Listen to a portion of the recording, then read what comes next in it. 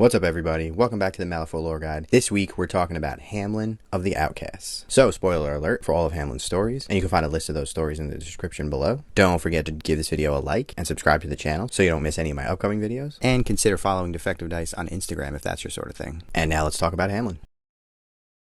Hamelin was poor and on the run from the guild, which drove him into the sewers of Malifaux. There, he grew accustomed to the presence of the monsters and creatures that dwell beneath the city, and even developed a relationship with some of them, including a stray dog named Nyx, who became his companion. Hamelin found that the magics of Malifaux were present even in the sewers, and this granted him an empathic connection to the creatures around him, which soon caused him to gain a reputation as a rat catcher. Hamelin searches the body of a man he just killed in the sewer, while Nyx looks on. He finds some money and is satisfied, as he tells the man, "Welcome to Malifaux," and kicks his body into the putrid water. As he walks away, he feels the ground shake, and bricks start falling down from above. Hamelin realizes that the riot that he used to cover up his crime must have gotten more violent, and he starts to run to get to safety, and a building collapses on the street above, causing a massive cave-in. Hamelin urges Nyx to get to safety, as a surge of water rushes through the tunnel and sweeps him away. He's battered by the torrent and unable to get to the surface to breathe, as he feels himself falling. Eventually, after a long struggle, he inhales the putrid water and feels himself drowning. He regains consciousness, having washed up on the side of the water, and coughs up a lungful of sludge. He finds himself standing in darkness, so he reaches in his coat for a flare and lights it, only to realize that he's no longer in the sewer, as he seems to have been washed into some sort of underground cavern. He looks around wondering where his dog is, and finds that part of the cavern is lined with tombs. He decides that he'll come back to loot them, as he needs to save his energy to find a way to escape. He hears a whimpering sound in the distance, and moves into an adjacent room, where he sees a mound of dirt and an open sarcophagus, with the remains of a body laying in front of it, clutching at an object. He picks it up to find that it is a metal box that is covered in gears and cogs, like a music box or a pocket watch, and included among them are a moon and several stars. As he examines it, he hears the whimpering again, and searches further until he finds Nyx's body, but he's confused, as it is fully consumed, and only bones and sinew remain, though the dog was clearly alive only a moment earlier. He looks around and finds in the darkness a swarm of maggots that retreat away from his light. He decides to get away, and as he turns to leave, he feels the ground shake, and turns to see a black liquid seeping out of the pile of dirt. But he soon realizes that it's not a liquid at all, but it's a flood of the same maggots that seem to have eaten Nyx. They attack him, biting at his skin, and he tries to brush them off, but it's no use as he's overcome, and they dissolve his flesh like acid until he falls to the floor and succumbs to death. The Tyrant Plague was trapped in the necropolis below Malifaux, looking for a means to escape. As Hamelin stumbled into the chamber, he was not aware that he had been chosen by the Tyrant to become his new vessel. Now that Plague is tied to a physical form, his power is combined with Hamelin's, and he walks the streets of the city, spreading his vermin and a deadly disease that claims lives as it further increases his power.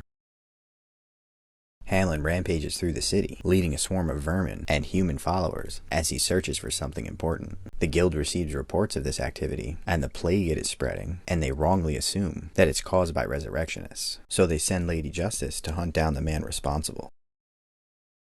Hamelin and his army of vermin make their way to an observatory in the quarantine zone, where he senses the Gorgon's presence. It is guarded by zombies, and he fights his way inside to find a necromancer, Nicodem, and Hamelin's rats clash with the zombies as Hamelin demands to know where the key is. Nicodem is confused and tells him he must be mistaken, and Hamelin responds that he senses the Gorgon's presence and that it's time for his ascension. Suddenly, Lady Justice and the judge burst in and begin fighting both the vermin and the zombies. Nicodem takes this opportunity to leave, and the judge stabs Hamelin through the chest, but Hamelin simply ignores him and advances into the building. He finds his way to a room, and inside is a girl, Karai. As he approaches her, she summons forth a Datsuba that attacks Hamelin and impedes his progress. It cuts him, but out of the wounds come maggots and bugs, and the cuts close themselves quickly, as Hamelin presses his staff against the Datsuba's head, and it's consumed by the plague. He seizes the girl and reaches for a chain around her neck with a ring, taking it as several maggots jump on her and burrow into her skin. She writhes in pain as Hamelin moves to the corner and takes out his puzzle box, examining the star formations, especially the red one that represents a star that hangs above the bayou and doesn't move. Behind him, Nicodem enters and helps Karai heal herself with a soul stone before they make their way out of the building. Hamelin takes Karai's ring and inserts it into the top of the box, turning it slowly. As the gears twist, the red star on the box begins dropping, and outside, the red cage begins to fall.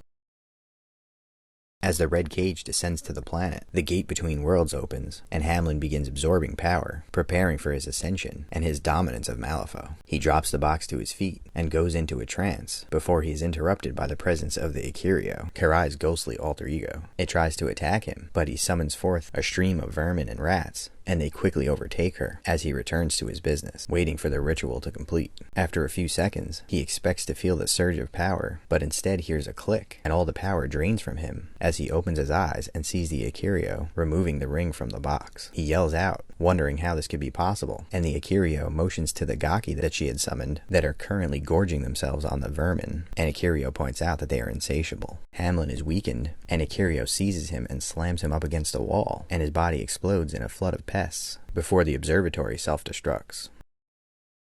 After being destroyed by the Ikirio, Hamelin's power was greatly reduced, and his physical form was shattered. However, some of the vermin that carried his plague survived the explosion at the observatory, and managed to make their way back into the sewer, where they continued spreading the disease. Using the power that was available as a result of the red cage falling, in only a few short months, Plague was able to rebuild his power until he was able to take on another human host, which he promptly reconfigured to look like Hamelin, his original vessel.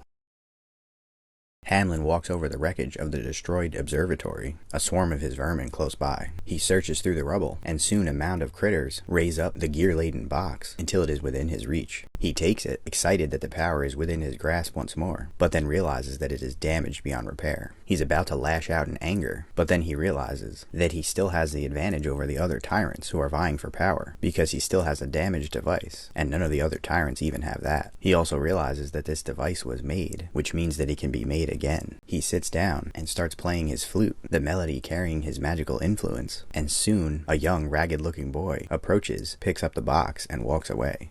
A man working under the protection and employ of the Ten Thunders toils away constructing a device made from ancient blueprints in a basement in the quarantine zone. Hamelin observes through his minions for weeks as the work continues, observing the brilliance-infused guards and a lone Torakage who patrols the streets. After some time has passed, Hamelin sends a rat into the laboratory to speak with the engineer and question him about his progress. The man makes excuses, but tells Hamelin that the work is progressing, and that Misaki and the Ten Thunders still think that he is working for them. Suddenly, the Torakage bursts into the room and skewers the rat on her sword. The engineer tells her that she doesn't know who she's crossing, and she threatens the man for speaking badly about Lady Misaki. She looks around to find the metal box that the man was working on, and picks it up. And suddenly her ears are filled with the sound of flute music, and she feels its magical influence trying to exert control over her. She grabs the notes that the engineer was using, and shoves them into the man's hands, before dragging him to the entrance of a secret tunnel that she can use as an exit. The man resists and tries to attack her, but she is easily able to deflect his blow and sends him flying across the room. A sea of rats approach, but the Torakage uses a chain to break several oil lamps, and flames engulf the room as she makes her escape.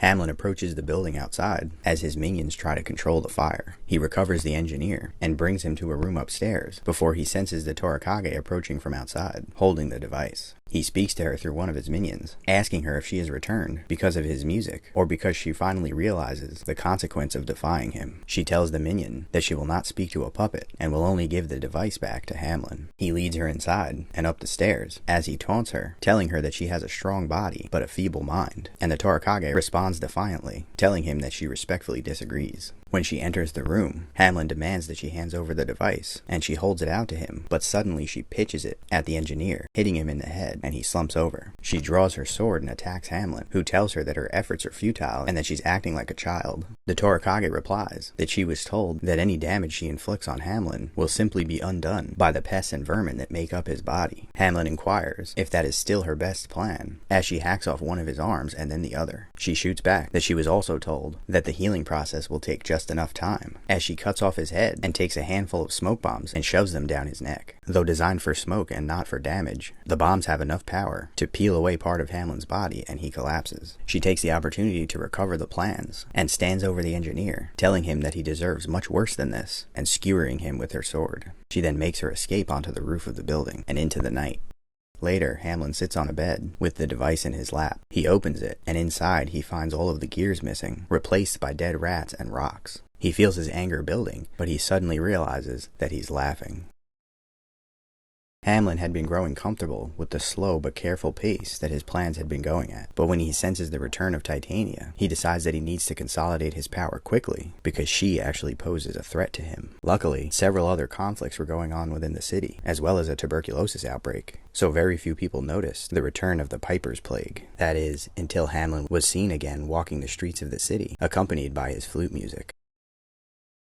Hamelin needs to destroy Titania, but he decides that it'll be safer to get other people to do the work for him. Knowing that all of the mercenaries of Malifaux have recently moved to a town in the Badlands called Freehold, Hamelin sends a rat catcher called Benny to work in the city and be his spy, moving supplies and keeping an eye on people. However, the residents of the town are suspicious of him and confront him as he's speaking to one of Hamelin's minions, leading to a shootout that spills some of Hamelin's infected food, allowing the plague to catch hold in the city. The next day, Hamelin leaves a diseased and bloated body at the gate to the city with a message on it that reads, "Bring me the Queen's head." Von Schill and the other residents interrogate Benny, and he tells them that Hamelin had been forcing him to work for him, and that the Tyrant wants them to hunt down Titania. But if they refuse, he intends to poison their food supply until they are weak, and then attack them. The residents of Freehold refuse to cooperate, and start planning a defense. Sometime after, Hamelin approaches the city alone. He sneaks inside and finds no resistance, so he makes his way to a holding area where Von Schill had all of the town's food supplies moved so they'd be easier to defend. He approaches one of the crates and gets a bad feeling as he senses that something is wrong.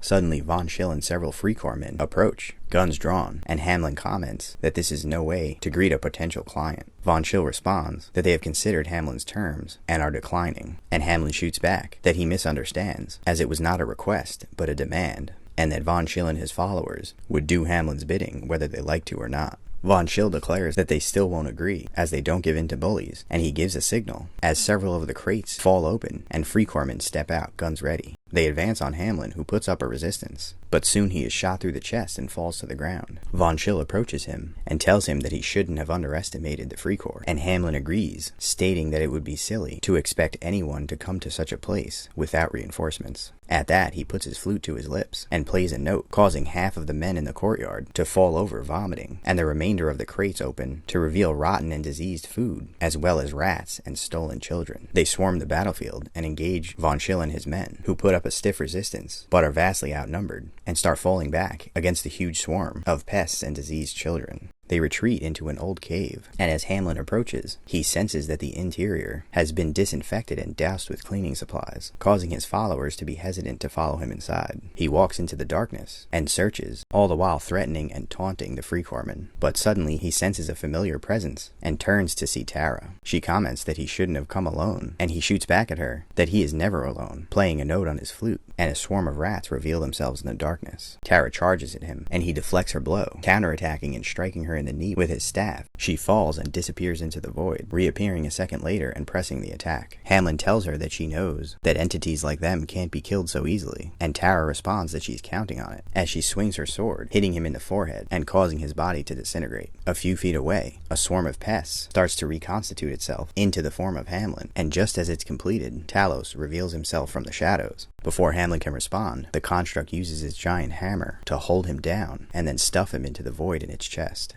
Hamelin finds himself in an empty void, and he calls out that he cannot be contained. He hears Tara's voice in response, explaining to him that Talos was specifically built to contain the soul of a tyrant. Hamelin tries to deconstruct his body, but feels that a small part of his power, the power of the tyrant, is holding him back, almost like a rat with a limb caught in a trap. He decides to do what is necessary, and he tears off that part of him, sacrificing a bit of his power to the trap, but allowing the rest of him to escape. And he reappears in the real world, just long enough for Tara to see him, before he turns into a flood of tiny pests and disappears.